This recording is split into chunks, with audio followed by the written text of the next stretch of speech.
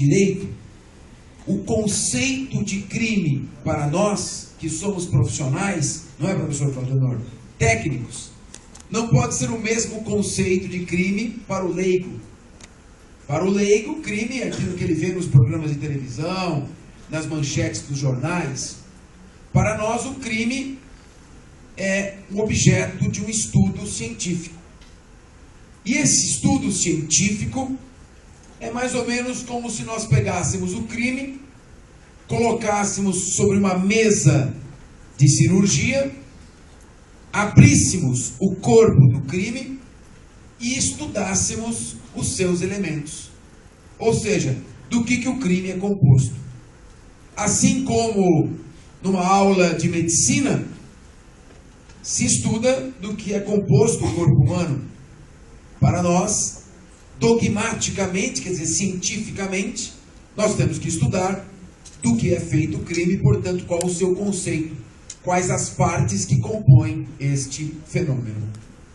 Às vezes o crime ocorre num segundo, pega uma arma, dá um tiro na cabeça e a pessoa está morta. Mas aquele crime que ocorreu num átimo de segundo vai ser objeto de um estudo científico. Nós vamos estudar aquele fenômeno em etapas sucessivas de raciocínio. Daí então surge o que nós chamamos, queria também agradecer muito, Dr. Marcelo Porcelo, aqui presente, nosso ilustre guru, nosso querido coordenador, muito obrigado pela sua presença, por todo o apoio que tem nos dado. Imensa gratidão. O conceito, portanto, que vamos estudar é o conceito analítico. E o conceito analítico de crime nos diz: crime é... Há duas teorias. Primeira teoria: todo fato típico, antijurídico e culpável. Portanto, o conceito analítico teria três elementos para esta teoria. Se ele tem três elementos, se o conceito é dividido em três partes, essa teoria é chamada teoria tripartida. Para a segunda teoria, o conceito de crime é fato típico e antijurídico. Teoria bipartida, tem apenas dois elementos. Eu sou adepto da teoria bipartida. Para mim, crime, no seu conceito analítico, é todo fato típico e antijurídico. Culpabilidade não integra o crime, porque o crime não é culpado de nada. Quem é culpado é quem comete o crime. A culpabilidade é do autor e não do crime. É como um jogador que numa disputa de pênaltis, numa final de Copa do Mundo, perde um pênalti. O crime é o pênalti perdido, mas o culpado é o jogador que perdeu o pênalti. Para fazer uma metáfora fácil de ser entendida. No entanto, a grande novidade é que essa discussão, esta polêmica, se crime é fato típico, antijurídico e culpável, ou se crime é fato típico e antijurídico, perdeu completamente a importância. Em pleno século XXI, não interessa ficar discutindo se crime tem três partes ou duas partes. O que importa é concentrar todos os estudos, praticamente todos os esforços da ciência penal, no primeiro elemento do crime, que é o fato típico. O fato típico é o alicerce de sustentação do conceito de crime. E hoje, toda a atenção da doutrina se volta ao estudo deste primeiro elemento. O fato típico é o que praticamente decide o conceito do crime e o destino da persecução penal. Vocês já vão entender. O que é fato típico, portanto? Esse primeiro elemento de crime. No século XIX, fato típico era a correspondência entre a ação praticada e a definição contida na lei. Você olha aquilo que ocorreu, compara com a definição contida na lei, e se a prática do fato corresponder à descrição contida na lei, aquele fato era considerado típico. Este era o único requisito para a existência do fato típico: a comparação entre a ação praticada e a descrição contida na lei. Essa comparação se chamava e se chama subsunção formal. É o único requisito. Então, eu vou dar um exemplo para vocês. Uma criança se desprende da mão de sua mãe e corre para o centro do leito carroçável, sendo atropelada por uma carruagem, veículo do século XIX. Chega na cena do crime um defensor da teoria do século XIX. O que temos aqui? Uma criança com a cabeça esmagada. Quem esmagou a cabeça dessa criança? Aquele cocheiro. Bem, vai dizer o jurista do século XIX. O cocheiro matou a criança. A lei diz que matar alguém é crime. Logo, o que o cocheiro fez está definido como crime. O cocheiro praticou um fato típico. Existe uma correspondência, uma subsunção formal do fato à definição contida na lei. Só isto era exigido, mais nada. Para o fato típico bastava esta correspondência. Aí, o defensor do cocheiro vai dizer, mas espera um pouquinho. O cocheiro não teve intenção de matar a criança. O cocheiro não teve nenhuma culpa na morte da criança.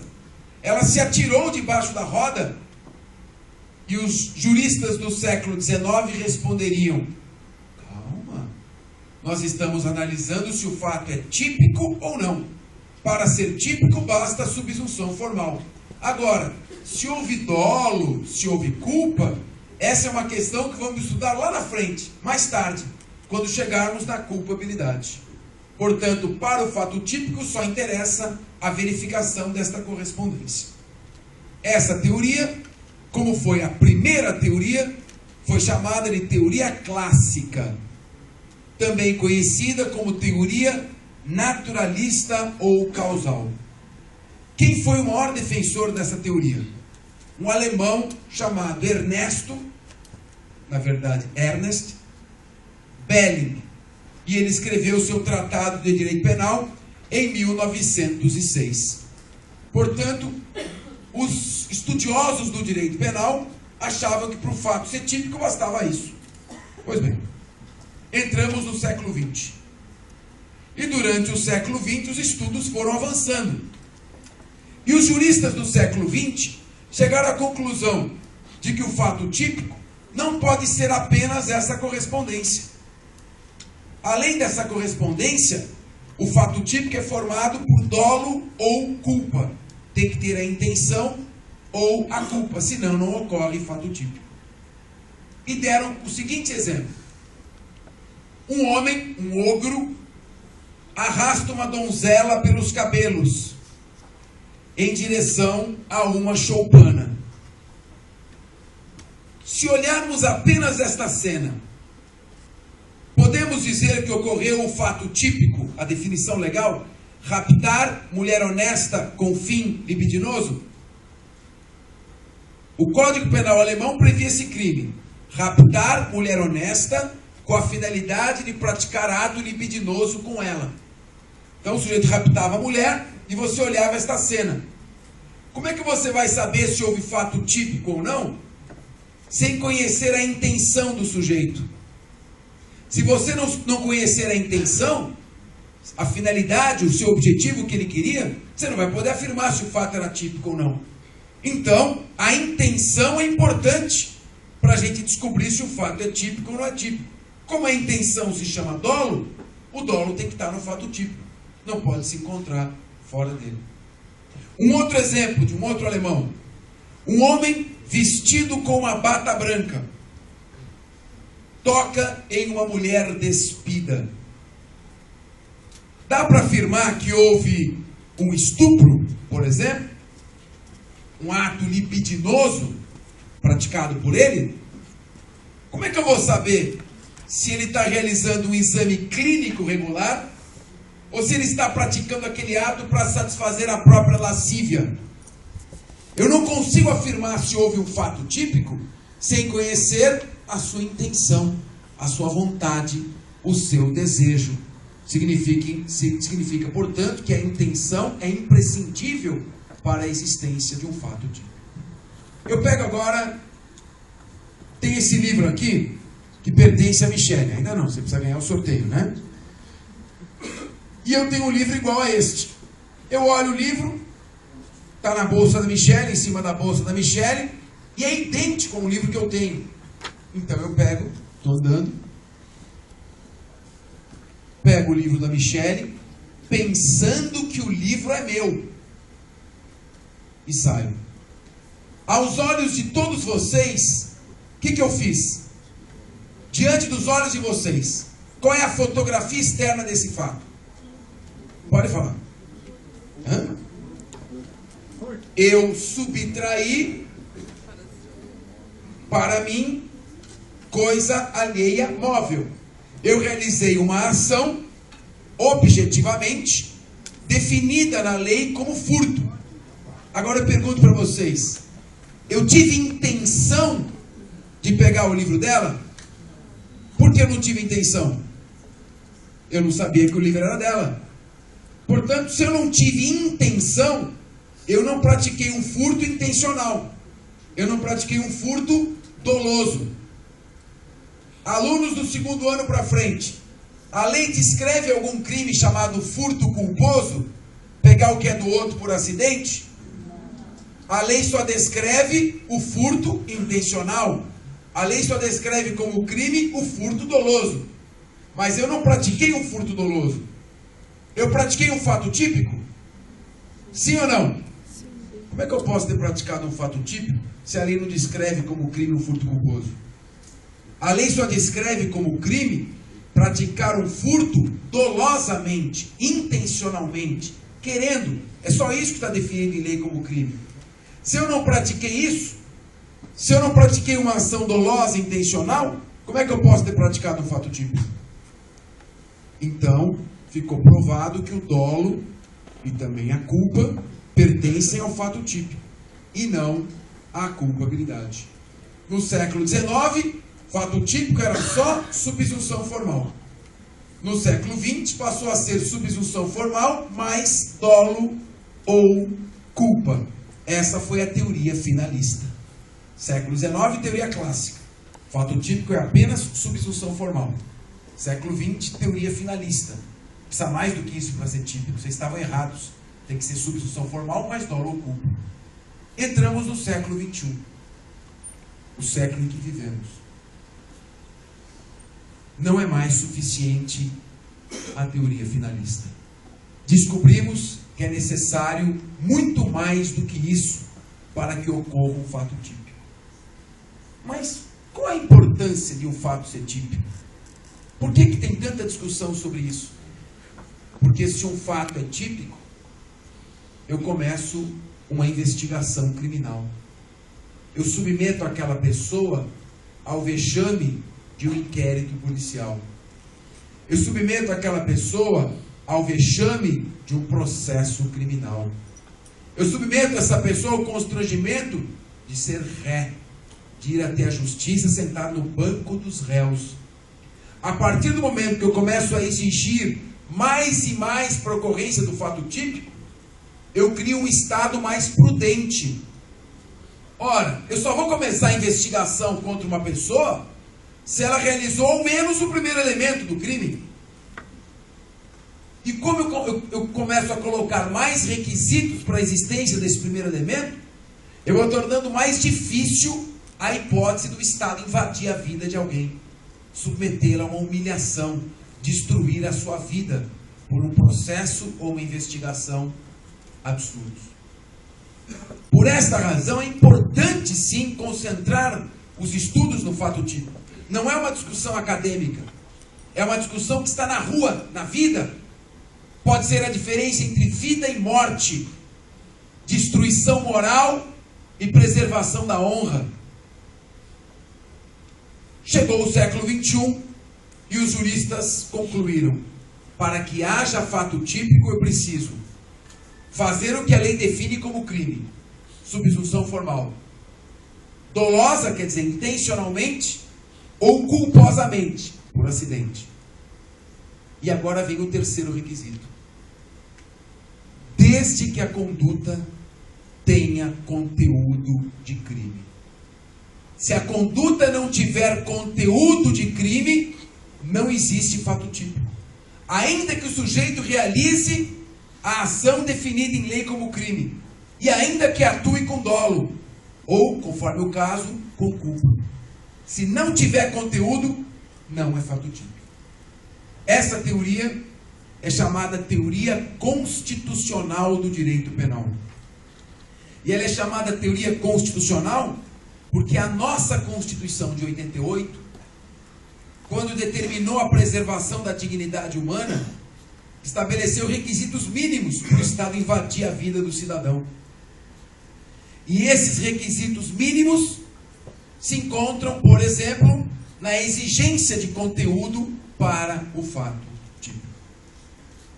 Em 4 exemplos, em 4 situações, eu vou mostrar para vocês como é que isso é importante. Primeiro, uma empregada doméstica entra numa loja de departamentos. Carteira de trabalho assinada, é uma trabalhadora, cartão de crédito de cliente preferencial, é cliente da loja. Ela entra, economizou durante meses o seu dinheirinho para fazer uma compra às vésperas do Natal. Entra e compra R$400 de mercadoria. Paga, quando ela está saindo, dispara o alarme. Segurança vai e mexe na sua sacola. E no meio das suas coisas, encontra um óculos de plástico no valor de R$12, no meio de outros R$400 de mercadoria. E esse óculos tem o alarme atado a uma de suas hastes. E não consta da nota fiscal. Surge uma discussão. Você pegou esse óculos? Não, moça, não peguei. A caixa foi colocando as mercadorias nas sacolas e deve ter colocado esse óculos. Eu comprei tudo. Não há razão para que eu compre R$400 de mercadoria e pegue um óculos. Não, você pegou sim. Não peguei, pegou, não pegou. Ela é levada à delegacia de polícia. O caso é real. O delegado olha aquilo e diz: espera um pouquinho. Você diz que ela pegou. Ela nega ter pego. O único jeito de eu saber isso é através de uma investigação, seguida de um processo criminal. Eu vou instaurar a investigação porque existe um fato típico. A lei diz que é crime subtrair para si ou para outra em coisa alheia móvel, dolosamente. Teoria finalista do século XX. Ora, em tese, ela pode ter subtraído dolosamente coisa alheia móvel. Então, em tese, existe um fato típico e também antijurídico. Eu vou instaurar um inquérito e vou investigar isso aqui. E sabe o que aconteceu? Ela foi presa em flagrante. Claro, o que nós estamos falando aqui é abobrinha. É só teoria acadêmica dentro de biblioteca. Não tem repercussão na vida. Prende a mulher. Houve um fato típico. Ela está em situação de flagrante delito. Foi presa em flagrante. Quando a pessoa honrada, honesta, trabalhadora, que tem autoestima, é presa numa situação como essa, ela perde muito mais que a liberdade, ela perde a sua dignidade. Essa mulher deixou de se alimentar, contraiu broncopneumonia e morreu. Isso aconteceu há 6 anos na Grande São Paulo. Foi em Quixeramobim. Tudo ocorreu de uma equivocada aplicação do direito penal. Eu quis aplicar o direito penal do século XX para uma situação do século XXI. Bom, mas por que o fato não é típico? Porque faltava conteúdo de crime, chamado numa linguagem mais rebuscada de conteúdo material, conteúdo ontológico, conteúdo axiológico. Por que faltava conteúdo de crime? Vou explicar. Digamos que chegasse um jurista do século XXI para analisar o fato. Opa, calma, o que nós temos aqui? Essa situação. Espera um pouquinho, amigo. Ela está dizendo que não pegou. Você está dizendo que ela pegou. Vamos admitir que ela tivesse pego. É uma trabalhadora, é cliente da loja, comprou R$400 de mercadoria, Nós estamos falando de uma porcaria de um óculos de plástico de R$12. Então eu te pergunto, qual a danosidade social desta ação? Qual a importância de levarmos essa polêmica para frente? Por que o direito penal vai perder tempo com uma questão tão insignificante como esta? Suponhamos que ela tivesse pego mesmo. Só esse constrangimento e humilhação que ela passou, por si só serviram como punição. O direito penal não se interessa por esse fato. O fato é irrelevante, o fato é atípico. E aí, nós estamos aplicando não o direito alternativo, costume revogando lei, nada disso. Nós estamos aplicando um princípio que vem da Constituição, que se chama princípio da insignificância ou da bagatela.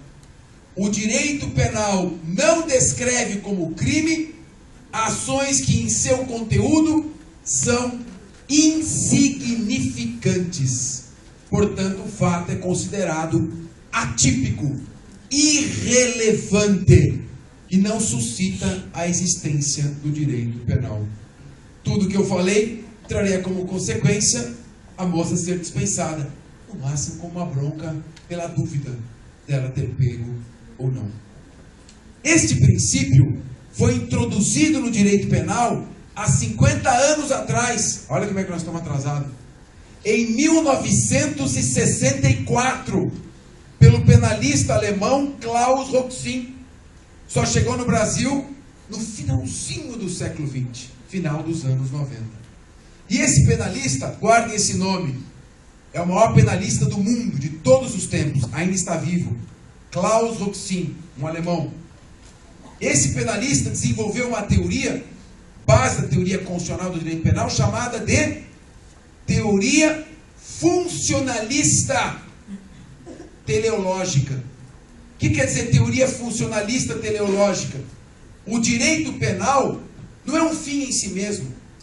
O direito penal não é uma lei que tem que ser aplicada porque ela é bonitinha. O direito penal é um instrumento que o Estado tem para cumprir a sua função de harmonia, de pacificação social.